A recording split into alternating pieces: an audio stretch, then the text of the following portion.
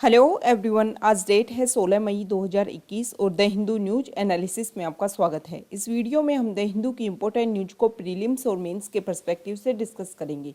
इस न्यूज़पेपर की पीडीएफ का लिंक नीचे डिस्क्रिप्शन में दिया हुआ है या फिर आप direct Telegram channel volcano IAS academy को सर्च करके वहाँ से भी पीडीएफ को डाउनलोड कर सकते हो। फर्स्ट न्यूज, आज हम संघाई कॉरपोरेशन ऑर्गेनाइजेशन के बारे में डिस्कस करेंगे। सबसे पहले इस ऑर्गेनाइजेशन के बारे में अगर हम फैक्ट से बात करें तो इस ऑर्गेनाइजेशन में प्रेजेंट टाइम में 8 कंट्रीज इसके मेंबर हैं, जिसका नाम है China, Kazakhstan, Kyrgyzstan, Russia, Tajikistan, Uzbekistan, India और पाकिस्तान। अब ये मेंबर कंट्रीज हो गए। अब इस संघाई कॉरपोरेशन ऑर्गेनाइजेशन के बारे में अगर थोड़ा सा बेसिक फैक्ट्स अगर हम देखें तो स्टार्टिंग में 1996 में ये HCO जो है वो संघाई 5 के नाम से जाना जाता था। इसको संघाई 5 में उस समय 5 कंट्रीज आते थे, जिनका नाम था चाइना, रसिया, कजाकिस्तान, किर्गिस्तान और तजिकिस्तान। अब बाद में इसमें जब उज्बेकिस्तान मिलता है तो बोला जाता है कि संघाई 5 को किस नाम से चेंज कर दो, संघाई 6 के नाम से चेंज कर दो। लेकिन बाद में इसका नाम संघाई कॉरपोरेशन ऑफ ऑर्गेनाइजेशन गिरता है 2001 में। मतलब प्रेजेंट टाइम में जो संघाई कॉरपोरेशन ऑर्गेनाइजेशन जो है वो 2001 में आया था, लेकिन इस ऑर्गेनाइजेशन की जो नींव है, जो फाउंडेशन है, वो तो 1996 में ही रखी गई थी। अब सबसे ज़्यादा इम्पोर्टेंट ये ऑर्गेनाइजेशन इसलिए हो जाता है कि इंडिया भी इसका पार्ट है और इसके अलावा जो पाकिस्तान है वो भी इसका पार्ट है। HCO की अगर बात करें तो HCO एक परमानेंट गवर्नमेंटल इंटरनेशनल ऑर्गेनाइजेशन है और यूरेशियन मतलब एशिया और यूरोप दोनों के कंट्री इसमें मेंबर कंट्रीज हैं। तो Eurasian political, economic and security alliance है और जिसका मेजर ये सारी चीज़ों मतलब पॉलिटिकल, इकोनॉमिक और सिक्योरिटी के आधार पर इस रीजन में ये इसके सिक्योरिटी पिलर है, प्राइमरी सिक्योरिटी पिलर, और इनके ऊपर ये HCO काम करता है। 2001 में एस्टेब्लिश हुआ और पहले संघाई 5 के नाम से जाना जाता था। इस ऑर्गेनाइजेशन के 2 परमानेंट बॉडीज है, ये आपको ध्यान रखना है। एक तो इसका सेक्रेटरीट है बीजिंग में, ठीक है। संघाई कॉरपोरेशन ऑर्गेनाइजेशन है लेकिन सेक्रेटरीट कहाँ है, बीजिंग में। ये कन्फ्यूजन वाली चीज़ है, आपको ध्यान रखना है अच्छे से। प्रीलिम्स में स्टेटमेंट देख करके आपको पूछ लेंगे कि संघाई का सेक्रेटरीट कहाँ है, संघाई में। तो अगर आपको थोड़ा सा भी अच्छे से आपको क्लियर नहीं है ये बात, तो आपको लगेगा कि संघाई कॉरपोरेशन ऑर्गेनाइजेशन है तो हो सकता है कि सेक्रेटरीट कहाँ हो, संघाई में। तो ऐसा नहीं है, बीजिंग में इसका सेक्रेटरीट है। इसके अलावा इसकी एक ग्रुप और है इस संघाई कॉरपोरेशन ऑर्गेनाइजेशन का, regional anti terrorist structure RATS, ये ताशकंद में स्थित है, ठीक है। तो अगर क्वेश्चन आ जाए कि रेड्स कौन से ऑर्गेनाइजेशन से रिलेटेड है तो आपको पता होना चाहिए कि HCO से रिलेटेड है। प्रेजेंट टाइम में अगर इसकी बात करें तो इसके 8 मेंबर कंट्रीज हो गए हैं 2017 में। जो पाकिस्तान और इंडिया, इन्होंने भी इसको ज्वाइन कर लिया है, ठीक है। अस्ताना में मीटिंग हुई थी, वहाँ पर इन्होंने ज्वाइन किया है। तो आपको ये भी ध्यान रखना है कि इंडिया ने कौन सी मीटिंग में और कौन से ईयर में HCO को ज्वाइन किया है, क्योंकि स्पेशली जो क्वेश्चंस आते हैं वो अगर कोई भी पॉइंट है, कोई भी चीज़ जो न्यूज़ में चल रही है वो इंडिया को किस तरीके से इफेक्ट करेगी। प्रीलिम्स में भी ऐसे ही क्वेश्चन आएंगे और मेंस में भी ऐसे ही क्वेश्चन आएंगे। जैसे पूरे वर्ल्ड में कुछ भी इस समय चल रहा है, सबसे इंपॉर्टेंट बात इस समय अगर हम देखें तो एक तो अफगानिस्तान से US अपनी सेना बाहर ले जा रहा है, और इजराइल और जो फिलिस्तीन के बीच में जो क्राइसिस दोबारा से चल रहा है, तो उसमें अगर मेंस में भी क्वेश्चन आता है तो पूछ लिया जाएगा कि इंडिया के पर्सपेक्टिव में किस तरीके से इफेक्ट होगा, या ग्लोबल जो क्राइसिस चल रहे हैं उसमें इंडिया को क्या इफेक्ट होने वाला है। तो इस तरीके से जब भी कुछ हो तो आपको इंडिया से रिलेटेड करके उसको देखना है कि ये चीज़ें इंडिया को कैसे इफेक्ट करेंगी। तो ये हमने HCO के बारे में सारे बेसिक फैक्ट्स देखे और किस तरीके से हम इसको यूज कर सकते हैं प्रीलिम्स में क्वेश्चन सॉल्व करने के लिए इस नॉलेज को, और मेंस में जो करंट इवेंट्स जो चल रहे हैं उनको मेंस में आंसर राइटिंग में कैसे यूज किया जा सकता है। ये सारी चीज़ें है ना, हम धीरे धीरे जैसे जैसे हम रोज़ डेली एनालिसिस करते हैं न्यूज़पेपर का, तो हम करंट अफेयर्स को कैसे यूज कर सकते हैं, प्रीलिम्स के लिए कैसे स्टडी करें और मेंस के लिए उन डाटास को कैसे यूज कर सकते हैं, ये धीरे धीरे हम समय के साथ में सीखते जाएंगे, ठीक है। तो वैसे भी प्रीलिम्स काफ़ी लंबे एक्सटेंड हो गया है, आप अपनी स्टडी के ऊपर फोकस कीजिए। स्पेशली ये जो टाइम है उसमें आप अपना जो ऑप्शनल सब्जेक्ट है उसमें अपनी पावर को मेंटेन कीजिए और अपनी जीएस जो है उसको स्ट्रॉन्ग कीजिए। प्रीलिम्स के लिए पहले 2-3 महीने से हम जब क्वेश्चन सॉल्व करेंगे, ज़्यादा से ज़्यादा एमसीक्यू सॉल्व करेंगे, तो उसके ऊपर भी हमारी जो कंट्रोल पावर है प्रीलिम्स के ऊपर वो भी बन जाएगी। अब हम द हिंदू की जो इम्पोर्टेंट न्यूज़ है उनको डिस्कस कर लेते हैं। फर्स्ट न्यूज, पंजाब में एक नया डिस्ट्रिक्ट बनाया गया है जिसका नाम है मालेर कोटला। ये जो मालेर कोटला न्यू डिस्ट्रिक्ट बनाया गया है, ये पहले ये हिस्सा आता था संगरूर की, संगरूर जो वहाँ का डिस्ट्रिक्ट है उसके अंडर आता था, ठीक है। और ये मुस्लिम मेजोरिटी वाला डिस्ट्रिक्ट है, ये इम्पोर्टेंट है। ये मालेर कोटला जो है, अगर इसकी पहले की बात करें, हिस्ट्री की बात करें, तो 1454 में अफगानिस्तान के शेख सदरुद्दीन ए जहां ने इसको एस्टेब्लिश किया था। इसके बाद में बायजीद खान ने 1657 में मालेर कोटला स्टेट की स्थापना की। बाद में मालेर कोटला को Patiala and east Punjab state union में का जैसे ही निर्माण हुआ उसमें इसको शामिल कर दिया गया। और 1956 में जब राज्यों का पुनर्गठन, रीऑर्गेनाइजेशन ऑफ स्टेट हो रहा था, तब मालेर कोटला जो है वो पंजाब का हिस्सा बना था। तो एक न्यू डिस्ट्रिक्ट बना है, आपको पता होना चाहिए, ठीक है। और सबसे ज़्यादा इम्पोर्टेंट आपके लिए ये हो जाता है कि एक डिस्ट्रिक्ट को बनाने के लिए किसमें पावर होती है, ये आपको क्लियर होना चाहिए। आप उसके बारे में स्टडी करेंगे कि एक डिस्ट्रिक्ट को बनाने के लिए कौन कौन सी, किस तरीके से एक स्टेट काम करता है या सेंटर के अंडर ये काम आता है, तो इसके बारे में आप नीचे कॉमेंट बॉक्स में बताएंगे। नेक्स्ट न्यूज, यहाँ देखिए, extending gap between doses scientific poll. देखो अभी एक न्यूज़ आई थी, न्यूज़ ये थी कि कोविशील्ड की जो वैक्सीन है उसमें एक वैक्सीन की डोज आपने ले ली तो दूसरी वैक्सीन की डोज के बीच में लगभग 16 सप्ताह का क्या होना चाहिए, ड्यूरेशन होना चाहिए। तो ज़्यादातर लोग इसके लिए कमेंट कर रहे थे, कमेंट इस तरीके से पास किए जा रहे थे कि लोग, हमारे इंडिया के पास में वैक्सीन की शॉर्टेज है, अब उस शॉर्टेज को छिपाने के लिए ये ड्यूरेशन बढ़ाई गई है, लेकिन ऐसा नहीं है।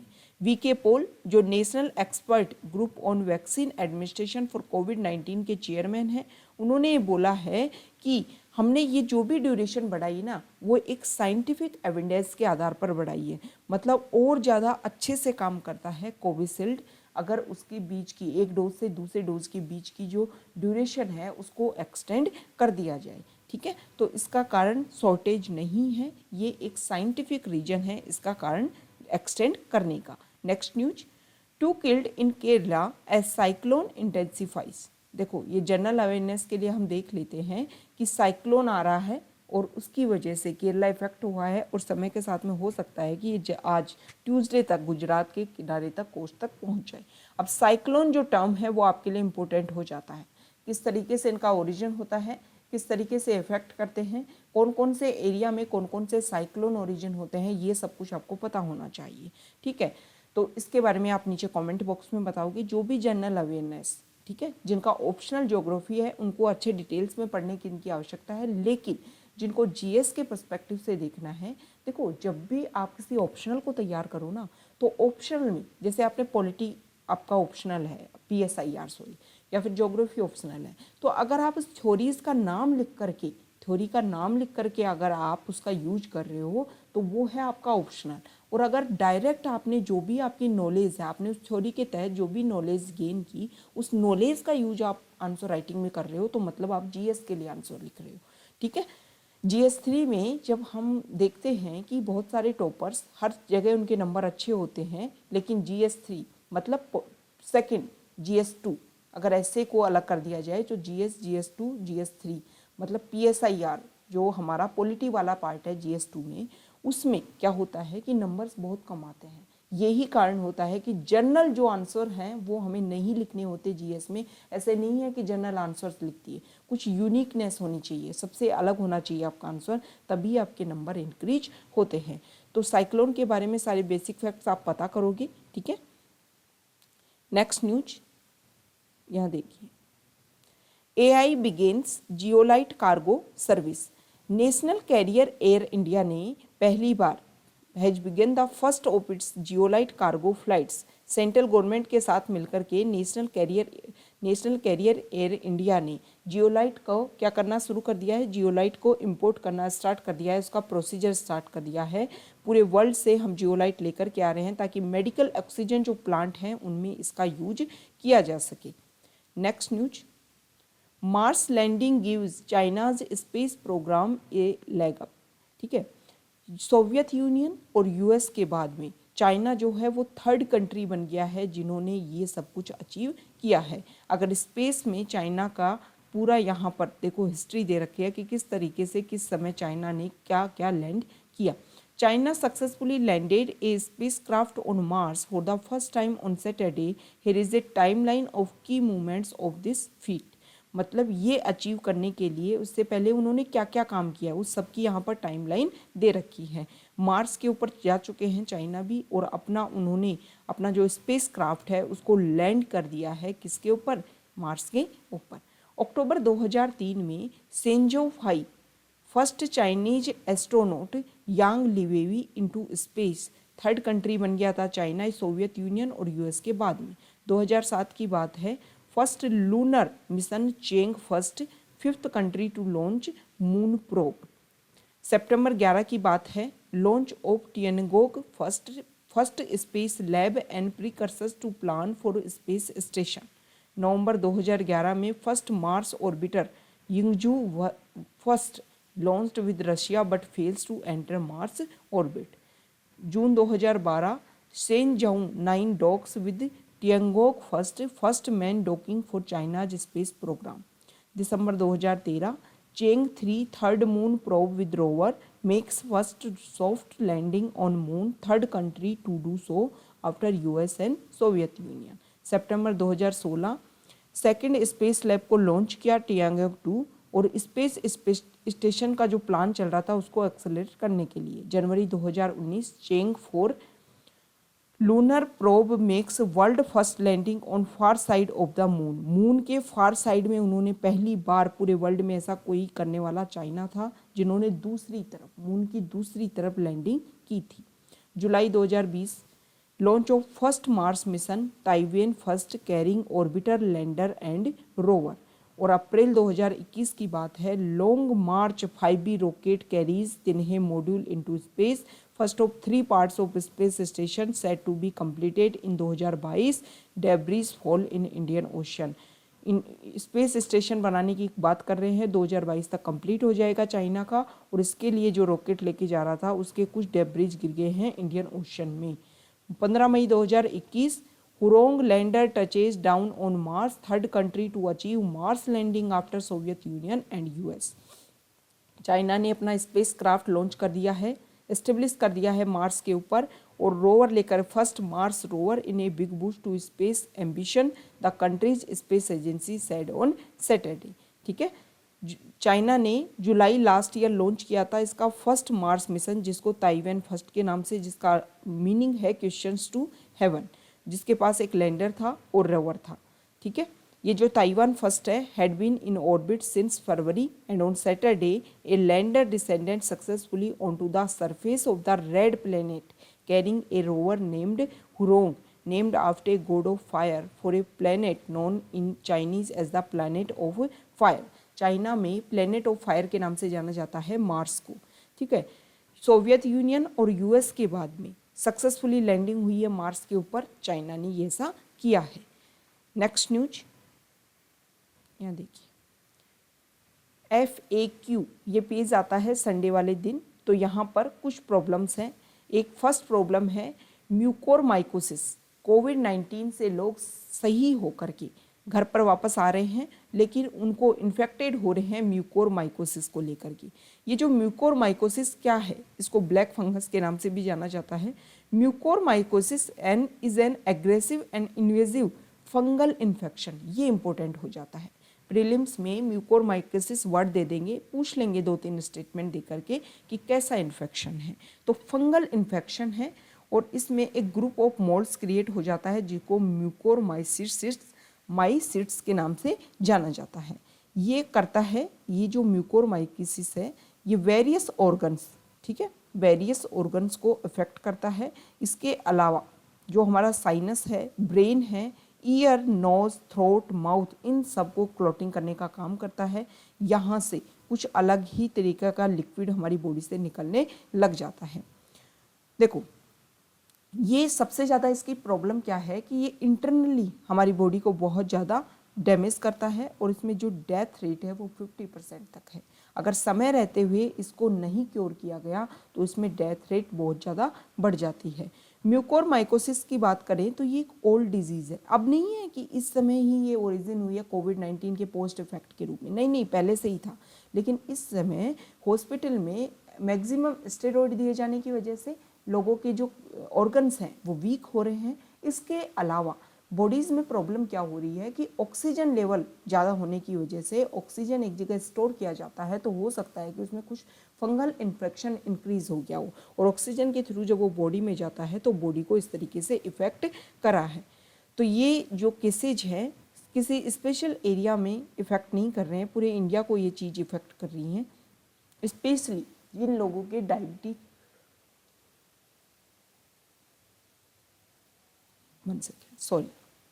ये जो डिजीज है जिनकी बॉडी में पहले से डायबिटीज है उनकी बॉडी को ज़्यादा इफेक्ट कर रही है ये म्यूकोरमाइकोसिस। अब इस डिजीज को कुछ सिम्टम्स हैं, यहाँ पर सिम्टम्स दिखा रखे हैं कि क्या क्या हमारी बॉडी में होने लग जाता है। टूथ हैक होने लग जाता है, फेशियल पेन होने लग जाता है, इसके अलावा स्वेलिंग होने लग जाती है आँखों के ऊपर, डबल विजन दिखने लग जाता है, आँखें रेड हो जाती है, सडन डिक्रीज इन विजन। अब कैसे प्रिवेंट कर सकते हैं? प्रिवेंट यही कर सकते हैं, WHO ने ये बोला है कोविड-19 के लिए कि जो ज़रूरत है ना वो ही स्टेरॉइड दिए जाएं और पेशेंट को, अगर नॉर्मल पेशेंट ठीक हो जा सकता है तो उसको ज़्यादा स्टेरॉइड देने की आवश्यकता नहीं है। इसके अलावा जो प्रॉब्लम ये है कि it is important to keep blood sugar level under control and ensure that appropriate calibration of oral drugs और insulin is done from time to time. ठीक है, इस चीज़ के ऊपर स्ट्रेस दिया गया है और ये ही चीज़ें हैं जिनसे बचा जा सकता है। समय रहते हुए अगर इसको दिखाया जाए, ज़्यादातर बीमारी की तरह इसको सीरियस लिया जाए, 2-3 सिम्टम जैसे ही आपकी बॉडी में दिखते हैं आप म्यूकोरमाइकोसिस मान करके उसको क्योर करवा सकते हो। तो समय रहते अगर इसको डिटेक्ट कर लिया जाता है तो बहुत ईजीली इसको सॉल्व किया जा सकता है। Next news, the hurdles is in accessing foreign कोविड-19 एड। यहाँ पर फॉरेन से इंडिया को जो सपोर्ट मिल रहा है कोविड-19 को लेकर के, उसमें क्या प्रॉब्लम आ रही है उसके बारे में बताया गया है।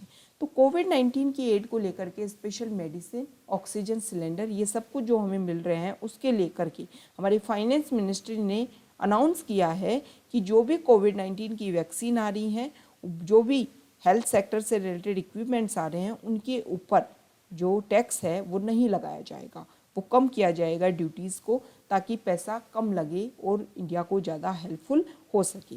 अब प्रॉब्लम क्या है, हमारे इंडिया में कुछ NGO हैं। अब NGO को FCRA एक्ट के तहत, जो भी NGO विदेश से उनको फॉरेन कंट्रीब्यूशन लेता है तो वो आते हैं FCRA एक्ट के तहत। अब FCRA एक्ट में कुछ चेंजेज किए गए। चेंजेस के तहत जिनका भी NGO है उनको दिल्ली स्थित SBI ब्रांच में अपना अकाउंट खुलवाना है और उसके लिए उनको चाहिए आधार कार्ड। अब इसमें बोला गया, पहले भी इश्यू उठा था कि जब पुट्टास्वामी केस में बोल दिया गया कि आधार कार्ड मैंडेटरी नहीं है तो आप आधार कार्ड को मैंडेटरी क्यों बोल रहे हो। दूसरा बोला गया कि इस समय लॉकडाउन की वजह से जो NGO हैं वो अपना अकाउंट नहीं खुलवा सकते, तो जैसे आपने मेडिकल इक्विपमेंट्स के लिए छूट दी हैं वैसे ही आप FCRA एक्ट के तहत इस समय जो हमारे NGO हैं उनको भी छूट दीजिए, ताकि वो विदेश से जो पैसा उनको मिल रहा है, कंट्रीब्यूशन मिल रहा है, उसका यूज कर सके, कोविड-19 पेंडेमिक है वो भी अपनी हेल्प कर सके। तो इसके लिए सुप्रीम कोर्ट में भी पिटीशन फाइल हुई है। कुछ NGOs ने अपनी पिटीशन फाइल की है कि प्राइम मिनिस्टर को भी लिखा है कि FCRA के जो नॉर्म्स हैं उसमें टेम्परेरीली कुछ रिलैक्स दिया जाए ताकि जो प्रॉब्लम्स है उसको सोल्व किया जा सके। और जो विदेश में जो मैनी कंट्रीज, बहुत सारे डोनर्स हैं, वो चाहते हैं कि इंडिया को हेल्प करें और इस हेल्प के थ्रू वो NGOs को जो पैसा देते हैं, अगर वो पैसा नहीं आएगा तो इंडिया को हेल्प नहीं की जा सकेगी। तो इसीलिए अलग अलग पिटीशन डाली गई है हाई कोर्ट्स में, सुप्रीम कोर्ट में, फाइनेंस मिनिस्ट्री को इसके लिए बोला गया है। और ये भी बोला गया है कि oxygen concentrator imports as they can be link to the right to life under article 21 of the constitution amid the कोविड-19 पेंडेमिक। मतलब जब आप उनके लिए टैक्स में छूट दे रहे हो और वो आपके कोविड-19 पेंडेमिक को ध्यान में रख करके कि आर्टिकल 21 के अकॉर्डिंग ये सही है, तो FCRA एक्ट के तहत भी आप ऐसा ही कीजिए, ताकि टेम्परेरी इसको वेव करने की आवश्यकता है, लंबे समय तक जब मत चलाइए। जैसे ही सब कुछ नॉर्मल हो आप इसको दोबारा से ये जो आपने बैन किया है कि आपको ब्रांच में SBI की ब्रांच में अकाउंट खुलवाना है, उस सबको आप मैंडेटरी कर सकते हो। नेक्स्ट न्यूज यहाँ देखिए, हमास एक जो टर्म है वो इस समय काफ़ी न्यूज़ में है। कॉन्टेक्स्ट आपको सबको पता है कि इस समय इजराइल और पैलेस्टीन का जो गाजा स्ट्रिप है उसको एक तरीके से ऑक्यूपाई कर रखा है हमास ने, ठीक है।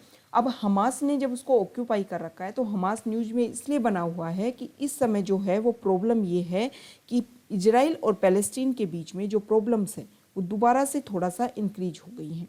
अब इंक्रीज होने की वजह से, जैसे ही थोड़ा सा इंक्रीज होने की वजह से जो हमास है वो काफ़ी न्यूज़ में है। हमास अटैक कर रहा है इजराइल की आर्मी के ऊपर, वापस में जो आर्मी है वो अटैक कर रही है, तो हमास टर्म्स न्यूज़ में है, हम देख लेते हैं। इसके अलावा पैलेस्टीन वाले रीजन में एक फतह जो है वो टर्म भी काफ़ी न्यूज़ में रहती है, पार्टी है फतह, हमास भी एक पार्टी है। यहाँ पर हमास के लिए बोला गया है कि हमास में इस्लामिस्ट भी हैं, मिलिटेंट्स भी हैं, नेशनलिस्ट भी हैं, ऑल इन वन, मतलब एक ग्रुप, और इसमें ये सब कोई शामिल है। थोड़ा सा बैक हिस्ट्री आपको हम पहले भी डिस्कस कर चुके हैं। थोड़ा सा बैक हिस्ट्री अगर हम देखें तो इजराइल और पैलेस्टीन पहले दो कंट्री नहीं थे, ये जगह थी जो यहाँ पर मुस्लिम अरब्स के लोग रहते थे, लेकिन जूस को जब एट्रोसिटी हुई तो वो यहाँ पर आ गए, वो आ गए इस वाले रीजन में, इजराइल वाले रीजन में आकर के रहने लगे। मेन कारण क्या था कि इजराइल वाला रीजन जो है वो जूस के लिए काफ़ी इंपॉर्टेंट है रिलीजन के पर्सपेक्टिव से। तो जब यहाँ पर आने लग गए आफ्टर सेकेंड वर्ल्ड वॉर में हिटलर ने बहुत ज़्यादा परेशान किया। ऐसे बोलते हैं कि गैस के टैंकर में उनको बंद करके मार दिया गया जूस बहुत सारे लोगों को। इसलिए बहुत सारी संख्या में जो पहले कम लोग आ रहे थे इजराइल वाले रीजन में, उसके बाद में तो बाढ़ आ गई लोगों की, जूस लोग यहाँ पर आकर के बस गए। अब बस गए तो प्रॉब्लम क्या हुई, प्रॉब्लम हुई कि यहाँ पर जो पहले से लोग थे उनको प्रॉब्लम होने लग गई। उनको लगा कि ये तो हमारे सारे राइट्स छीन लेंगे, यहाँ पर जूस लोग ज़्यादा आ गए। तो अब पहले ये जो इजराइल वाला रीजन था वो यूके की कॉलोनीज था, यूके यहाँ से चला गया। यूके चला जाने के बाद में ये जो रीजन है वो यूएन को सौंप गया कि यूएन इस पर डिसीजन ले कि ये क्या होगा इस रीजन का, क्योंकि इजराइल और पैलेस्टीन के जो लोग हैं, मतलब जूस और जो पहले से यहाँ लोग रह रहे थे, उनके बीच में कन्फ्लिक्ट तो स्टार्ट हो गया था। अब यूएन ने डिसीजन लिया कि दो देश बनेंगे, इजराइल और पैलेस्टीन। अब 1948 में ये डिसीजन लिया जाता है यूएन के द्वारा, और अरब के जो कंट्रीज़ हैं, मतलब आसपास के इजिप्ट, जॉर्डन, सीरिया, टर्की, ये सब अटैक कर देते हैं इजराइल के ऊपर। उनको लगता है अरे ये तो जूस लोग परमानेंट कर दिया गया है इनको, तो अटैक करते हैं, लेकिन इजराइल इसमें जीत जाता है। दोबारा 1967 में दोबारा से युद्ध होता है 6 दिन का, जिसमें इजराइल फिर से जीत जाता है, और इजराइल गोलन हाइट्स सीरिया से, जॉर्डन से वेस्ट बैंक, इसके अलावा जो जेरूसलम का ईस्ट पार्ट और वेस्ट पार्ट दोनों को अपने अंडर ले लेता है, इजिप्ट से सिनाई पेनिनसुला और गाजा स्ट्रिप। अब समय के साथ में क्या होता है कि सिनाई पेनिनसुला 1967 में तो लेता है इजराइल इजिप्ट से, और 1979 में सिनाई पेनिनसुला वापस सौंप दिया जाता है इजिप्ट को। बदले में इजिप्ट रिकॉग्निशन देता है इजराइल को एज ए कंट्री। अब क्या होता है, फर्स्ट इंटिफाडा होता है 1987 से 1983। अब 1979 तक हमने देख लिया कि इस एरिया में क्या होता है, PLO पैलेस्टीन लिबरेशन ऑर्गेनाइजेशन बन जाता है। किसके लिए, क्योंकि जो इजराइल को यूएन ने जिस एरिया में सेटल किया था ना, जिस एरिया में, यहाँ देखिए इजराइल का हम मैप देखते हैं, इजराइल को जिस एरिया में सेटल किया था किसने, यूएन ने, वहाँ तक इजराइल रुका ही नहीं। इजराइल ने तो समय के साथ में उसमें चेंजेज कर लिए। ठीक है, यहाँ देखिए, देखो पहले ये सारा रीजन था पैलेस्टीन था, यहाँ पर पैलेस्टीन के लोग ही रहते थे। अब यहाँ पर धीरे धीरे यूएन का जो प्लान आया, उसके बाद में क्या होता है, यूएन का प्लान होने के बाद में ये जो ग्रीन वाला जो रीजन है वो पैलेस्टीन वाला रीजन है, और ये जो ब्राउन है ये इजराइल है। अब दोबारा से पहला युद्ध हुआ 1949 से 1967 के बीच में, 2 युद्ध हो गए। पहले जो ग्रीन वाला लाइन था, अब आप देख रहे हो ग्रीन वाला एरिया सिकुड़ता जा रहा है, और प्रेजेंट टाइम में देखें तो ग्रीन वाला जो रीजन है वो तो बिल्कुल सिकड़ गया। ये जो गाजा स्ट्रिप है, यहाँ पर हमास रूल करता है, और ये देखो पहले कितना बड़ा एरिया था पैलेस्टीन के अंदर, वो सिकुड़ता गया। तो ये मेजर प्रॉब्लम है, सबसे मेजर प्रॉब्लम ही यही है। ये जो लड़ाई होती है ना बार बार, 2014 में भी 50 दिन तक लड़ाई चली थी पैलेस्टीन और इजराइल के बीच में, मेजर प्रॉब्लम ही ये है कि इजराइल को जहाँ तक लिमिट किया गया था वहाँ तक इजराइल रुक ही नहीं रहा है। अब PLO बना, PLO पैलेस्टीन लिबरेशन ऑर्गेनाइजेशन, उन्होंने मेन इशू ये उठाया कि कोई झगड़ा नहीं है, आपको जहाँ तक कन्फाइंड किया गया था वहाँ तक रहिए, आप घुसते ही जा रहे हो हमारे एरिया में, ये मेजर प्रॉब्लम है। अब उसी को लेकर के PLO जो है, PLO देखो, ये जो हमास न्यूज में है ना, इसको लेकर के ये भी बोला जाता है कि काउंटर किया गया था। जो PLO के हेड थे यासिर अराफात, 1970 से 1980 के बीच में जब PLO काम कर रहा था और उसके हेड थे यासिर अराफात, तो उसको काउंटर करने के लिए इजराइल ने ही तैयार किया था हमास को। समझ रहे हो आप?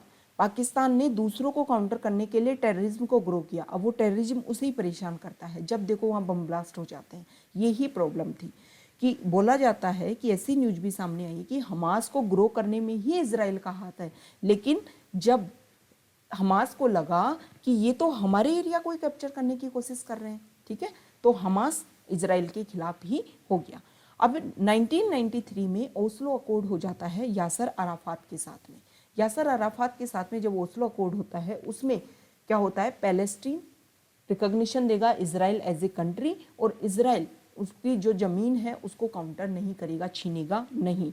लेकिन हमास जो है 1987 में हमास का ओरिजिन होता है फर्स्ट इंटिफिडा के बाद में। फर्स्ट इंटिफिडा का मतलब होता है अपराइजिंग, मतलब बहुत सारे प्रोटेस्ट हुए, बहुत सारे यहाँ पर बाइकआउट्स हुए, जिसमें ज़्यादातर बहुत सारे लोग पैलेस्टीन जूस आपस में मारे गए। तो इसमें हमास का राइज होता है। हमास एक नेशनलिस्टिक और एक्सट्रीमिस्ट ग्रुप के रूप में इसका ओरिजिन होता है। अब हमास बोलता है PLO ने तो रिकॉग्निशन दे दी कि हाँ इजराइल एक कंट्री है, हमास बोलता है हम तो मानते ही नहीं है, इजराइल है कहाँ था, हिस्ट्री में कुछ था ही नहीं इजराइल का, कैसे मान लें कि इजराइल एक कंट्री है। हमास बिल्कुल एक्सट्रीमिस्ट ग्रुप है। अब हमास को लेकर के यही मेजर प्रॉब्लम है। इस आर्टिकल में ये हमास की हमने हिस्ट्री देखी। अब इस आर्टिकल में ये बोला गया है कि जब तक आप पीस प्रोसेस एस्टेब्लिश करना चाहते हो इजराइल और किसके बीच में, PLO के बीच में, मतलब पैलेस्टीन के बीच में, जब तक आप हमास को एक साथ में ग्रुप लेकर के नहीं चलोगे तब तक आप पीस एस्टेब्लिश नहीं कर पाओगे। जो रूट्स जहाँ से निकल कर के आई है हमास की, वहाँ तक आपको पहुँचना होगा कि प्रॉब्लम क्या है। प्रॉब्लम ये है कि हमास ये बोलता है कि अगर इजराइल अपनी जगह पर सीमित हो जाए, ठीक है, PLO तो ये बोलता है कि इजराइल अपनी जगह सीमित हो जाए, हमारा जो एरिया है वो हमें दे दे तो हम कुछ नहीं करेंगे। लेकिन जो हमास है वो तो ये बोलता है कि जॉर्डन रिवर से मेडिटेरियन सी का जो पार्ट है ना, वो तो क्या है, पैलेस्टीन है, इजराइल कुछ नहीं है, हम इजराइल को मानते ही नहीं हैं। तो पीस प्रोसेस में इजराइल को हमास को भी शामिल करना होगा। जब भी बात हो हमास को साथ में लेकर के चलना होगा, क्योंकि इजराइल पहले भी बोल चुका है कि हमास कुछ नहीं है, हम ख़त्म कर देंगे। 2014 में भी इजराइल ने ऐसा स्टेटमेंट दिया था, कुछ नहीं हुआ, कुछ नहीं ख़त्म किया गया, आज भी हमास है। और पहले जो 50 डेज़ में जितने रॉकेट्स दागे थे हमास में, उससे ज़्यादा, उससे अगर कंपैरिजन किया जाए, तुलनात्मक बात की जाए, तो 2 दिन में लगभग 2000 के लगभग रॉकेट दाग दिए हैं किसने, हमास ने। मतलब समय के साथ में हमास जो ग्रुप है, एक्सट्रीमिस्ट, नेशनलिस्ट, इस्लामिस्ट जो ग्रुप है, वो समय के साथ और ज़्यादा पावरफुल होता जा रहा है। तो इजराइल को क्या नहीं करना है, उसको कमज़ोर नहीं आंकना है, ठीक है। तो ये हमारा डिस्कशन था। ओके।